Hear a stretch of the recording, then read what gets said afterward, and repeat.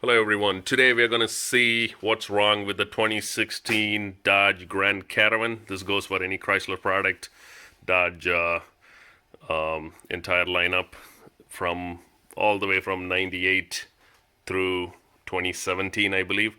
So that's a big range. So what's happening here is just pull the code P0571, which in turn, if you pull a generic scanner, it'll say something wrong with the cruise control. But if you put a Dodge specific scanner or any decent scanner, pinpoints to brake switch A circuit. So what does that mean? Brake switch circuit. Before I get to that, let me show you. Check engine light is on, and once you hit the brake, the stability control light also comes on, and the cruise control doesn't work. Sometimes you'll have problems putting the shifter in park, all related to one thing, which is the brake pedal position sensor or the brake position switch is not registering properly what position the brake pedal is in, which you can imagine can translate to cutting off the cruise control or arming the shifter. So let's get to it, where the part location is. So right underneath the, so I can take the scanner off, right underneath,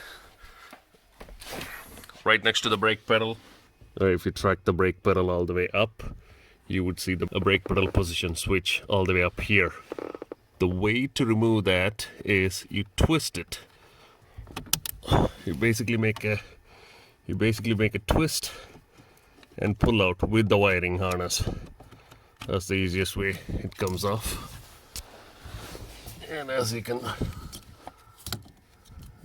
see, it's a simple mechanism. When you press the pedal, this thing goes in, and as it ages, the contacts wear out and creates these kind of problems. Simple, it's out. Now we take the wiring harness out by pressing this little tab and taking the wiring harness out, and we put in the new switch. So in here, for the new switch, I'm going to be replacing it with the AutoZone's Duralast part number CR4834. And like I said, this goes for anywhere from 1998 all the way till 2017 on any Dodge vehicles. So let's take that off and put this back in.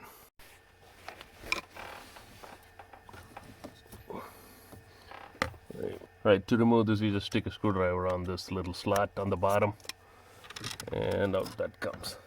So here's the old one. Let's put on the new one.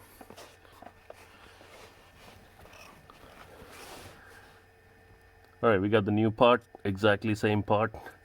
This one from AutoZone, but I'm sure other auto parts like Advanced Auto Parts or O'Reilly or Amazon has the exact same thing. So let's put it back. Goes almost identical to how it came out. Just line it up and squeeze it hard so that all the tabs click. All right, now that we got it, if you notice, this particular square right here is a little bit offset, and there's a little tab on that corner. This tab lines up with the hole on that holder, and then you make a quick quarter turn, not even quarter, 1/8 turn, to make this thing come straight up. And that's the end of the installation. We'll see. All right, as you can see, there's that hole and that little notch over there.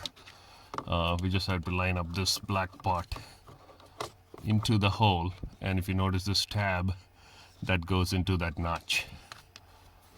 So let's just do that. So make sure the tab lines up with the notch, turn it. I needed both hands to do this. The way to put that is to press your brake pedal really hard down so that the back plate is not pushing towards the little piston. And then once the pedal is pressed, push this into the hole, line it up, and turn it clockwise 1/8 of the turn. And that's about it. And make sure the wiring is seated properly. And that's the end of it. Now let's go back and check if our stability control light comes on when we hit the brakes. Start the car and test it.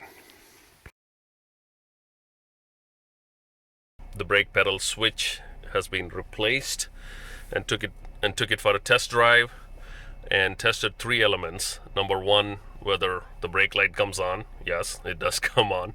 It was coming on before too, but there was a lag when you hit the brake and then the light come on. It's like a quarter-second lag, you know.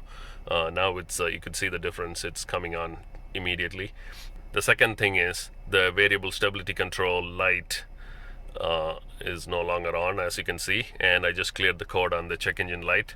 One of the things I noticed is that, you know, once you change the switch, the car acted weird for like few seconds, as if the brake was pressed, and then it released itself. I believe the piston was in a position where it was trying to recalibrate, and then it started working fine. Check engine light off, stability control light off, cruise control is finally working. We tested that, and brake lights are working. So I guess this job is done. If you want to see what part I used, I'll put the link down below, and you can see for any Dodge pretty much from 98 to 2017, it's the same part, available anywhere for under 20 bucks. So pick it up and do it yourself. See you in the next video.